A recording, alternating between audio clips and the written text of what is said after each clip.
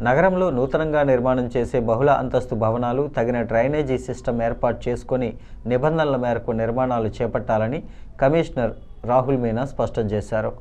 Town planning విభాగం అధికారులతో కలిసి క్షేత్రస్థాయిలో ఆయన పర్యటన చేశారు. దానవాయిపేట కోరుకొండ రోడ్డులో పలు భవనాల ప్లాన్లను పరిశీలించారు. కమిషనర్ మాట్లాడుతూ రాజమహేంద్రవరంలో జరిగే భవన నిర్మాణాలకు నగరపాలక సంస్థ నుంచి అనుమతులు తప్పనిసరి అని పేర్కొన్నారు. ప్రభుత్వం నిర్దేశించిన నిబంధనల మేరకు మాత్రమే నగరంలో బహుళ అంతస్తుల భవనాలు నిర్మాణాలు జరగాలని, నిబంధనలకు విరుద్ధంగా చేపడుతున్న నిర్మాణంపై చర్యలు తప్పవని హెచ్చరించారు.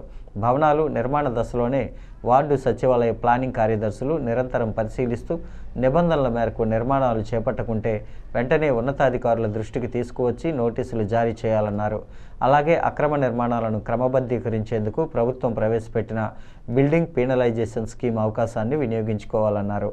ఆయన వెంట సిటీ ప్లానర్ జీవీఎస్ఎన్ మూర్తి, ఏసీపీ శ్రీనివాసరావు ఉన్నారు.